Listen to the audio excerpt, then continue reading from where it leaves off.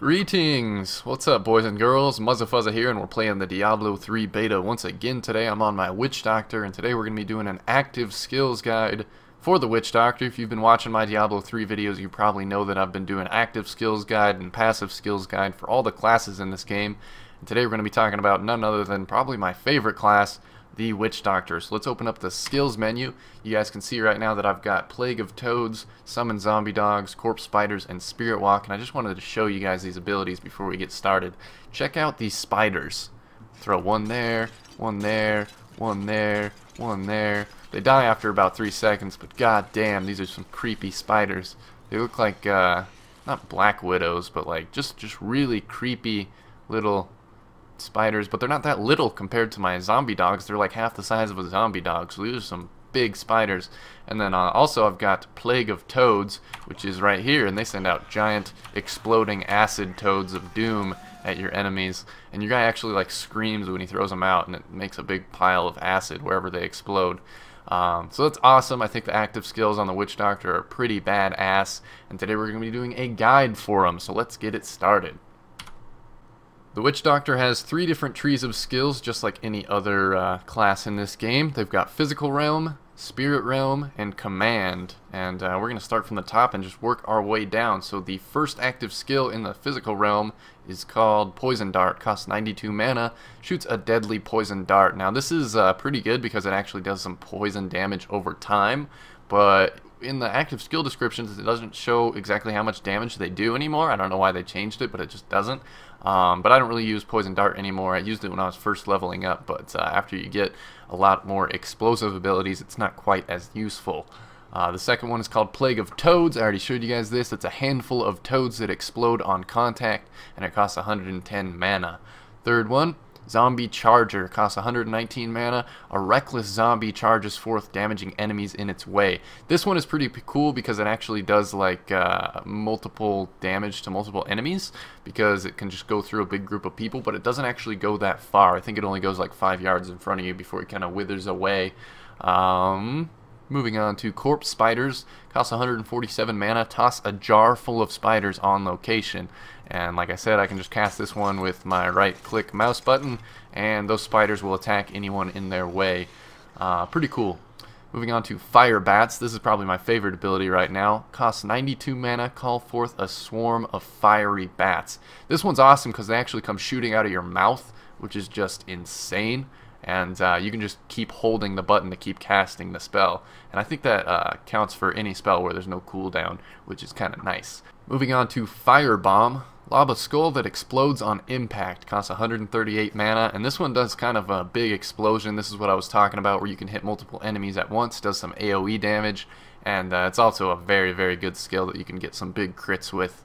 Moving on to the first one that I don't have, Locust Swarm. 218 mana costs, and locusts assault enemies jumping between targets. This is awesome because you send out a bunch of locusts, a bunch of little insects that are going to attack the fuck out of your enemies, and they go from enemy to enemy, kind of like Hungering Arrow on the Demon Hunter, so that's pretty useful.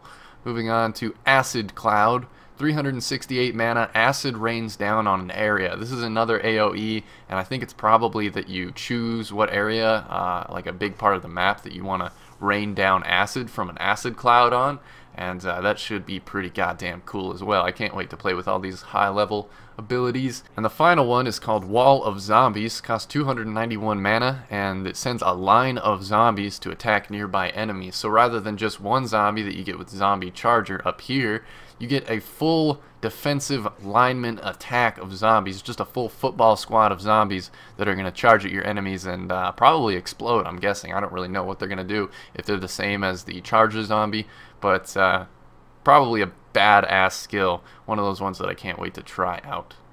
Moving on to the Spirit Realm abilities, the first one is called Haunt. Costs 55 mana. A spirit damages an enemy moving on if the host dies, and an enemy can only be affected by one haunt at a time.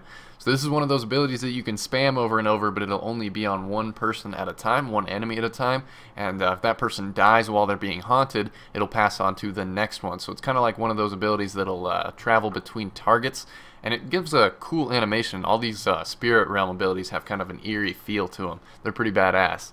The second one is called Horrify, costs 23 mana, 20-second cooldown, scare away nearby enemies. This is an AoE on wherever you're at within a few yards. You'll send all enemies around you running away in fear for a few seconds. So it's kind of like an AoE fear attack. Pretty useful, especially in PvP if you're trying to get people off your Witch Doctor. It's probably pretty useful for the arena PvP that we're going to be seeing when the full game comes out. Moving on to Spirit Walk. This is the one I've got on right now. Costs 92 mana. It's got a 15-second cooldown, and it causes you to become invisible and walk unhindered. And I think it's only for 2 or 3 seconds. It doesn't even list how long the abilities last, but I'll use it right now, and you can see it's 2 or 3 seconds, but it gives you a little bit of movement speed buff, causes you to be invisible. You don't collide with enemies and stuff, so you can just run around unhindered. So it's useful for a getaway if you need to get out of there and stop taking damage. Moving on to Soul Harvest, costs 37 mana, 15-second cooldown, draw upon the life force of enemies to increase your intelligence for 30 seconds. So this is just kind of a self-buff that you do by harvesting the soul of an enemy, and it gives you increased intelligence, which is what gives you more damage for 30 seconds. So it's pretty useful for a Witch Doctor. Moving on to Spirit Barrage, costs 95 mana, bombard a target with a spirit bolt that can travel long distances and over some obstructions. So this is cool because it can go really long distance. You can shoot pretty much all the way across the map, and it'll also even go over some obstructions. So I'm guessing it'll go through walls, it'll go over crates and stuff like that. And it's one of those abilities, one of those skill shots that you can do from pretty far away.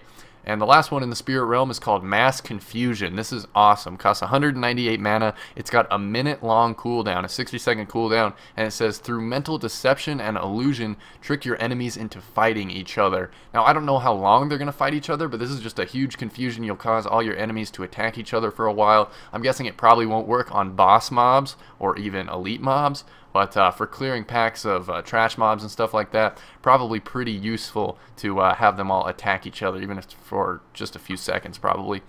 And moving on to the third tree for the Witch Doctor, it's the Command Tree. And the first ability that you get is Summon Zombie Dogs. I've got my Zombie Dogs out right now. You can check them out. I'll do a little zoom in. They're these cool little purple-haired zombie dog creatures, and they're really muscular and weird looking. But they're awesome. Like they do a lot of damage, and they help you out by soaking up some of the damage that you would be taking if they weren't there. And we're just going to move on because the zombie dogs are pretty basic. It's just like the golems or the skeletons from Diablo 2. The second command ability is called Grasp of the Dead, costs 28 mana, it's got an 8-second cooldown, and it says hands from the ground slow enemy movement speed.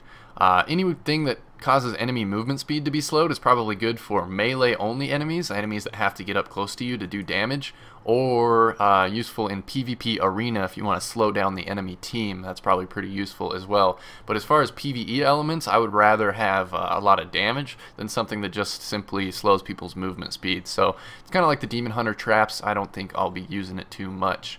Moving on to Hex. Costs 92 mana, it's got a 10-second cooldown, and it actually summons a little, I can't remember what they're called, fetishes, I think. Summons one of those little shaman fetishes, and he turns people into chickens for you. An enemy turns into a chicken, and when they're a chicken, they take extra damage. It used to actually say like how much extra damage they would take, and it used to talk about the fetish, but they really tightened up all the descriptions of the abilities for some reason.